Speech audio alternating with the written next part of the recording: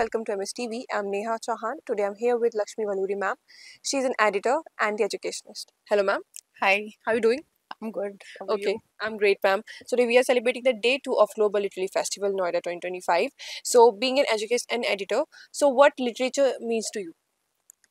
Literature means something that touches the soul. Actually, the ability of words to convey feelings which you can't see. Hmm. That is literature to me. Okay, and so being an editor, so what we can say particular work that is like that this is relevant to the other people, and what made you write those things?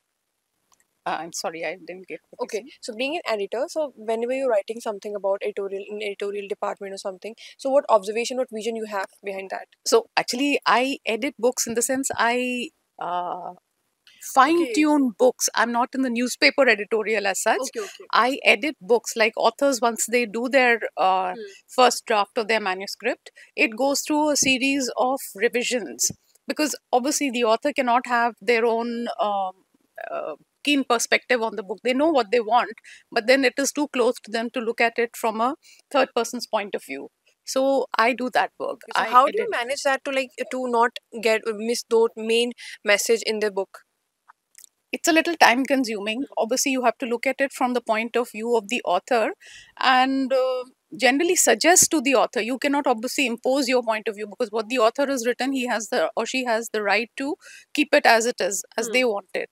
But yeah, you have to gently nudge or guide to, bring it into shape and understand what the author wants to convey and help them to convey that effectively. That is my job as an editor. Okay, and so today we are starting the session about that not everything is literature. Like, is it we can call everything literature that is writing written? So, what points you would like to highlight? See, my belief is definitely everything cannot be literature. If everything becomes literature, then literature does not have its standing. But definitely, I am in favor of a broader view of including newer forms of writing, newer forms of, literature into the fold of what we know as literature. I am not very much in favor of just sticking to the conventional forms as they have existed for many years, given the fact that there are a lot more advances in technology which people are inculcating into their literary works. So I feel you cannot stick to the original or the old definition of what is literature. It has to go beyond that. Right, and But as you just mentioned about the definition, so that if we talk about young generation, so do you think that there are some changes that young generation are going towards the books, start reading books, writing books? so see, this is the interesting part. Like everywhere we hear that people are reading less, people are reading less. But if you go through the book number of books sold, I'm talking about non-academic books. Academic books people have to read, they don't have a choice. I'm talking about non-academic books. There's actually an increase in sale of books.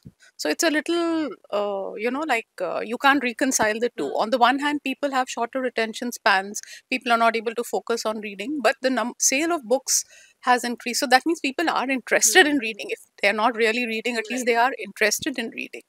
So that's what I feel that we have to, as authors or editors, push gently to ensure that they do not lose touch with books, which can be a very enriching, Right.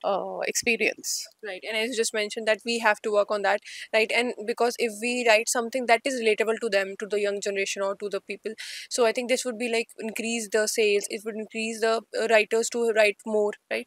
Definitely. I mean, the starting point or the entry point would be something that is relatable before they go on to something more esoteric, something more of a think that involves a lot more thinking.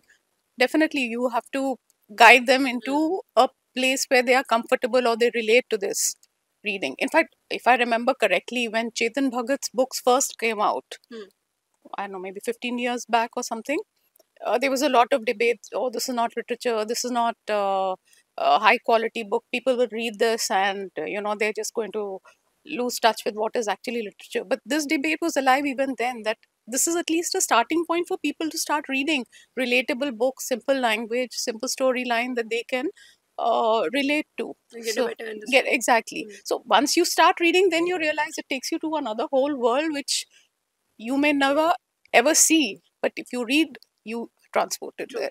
Thank you so much, ma'am, for Thank having you. such a My lovely session pleasure. today. Thank you.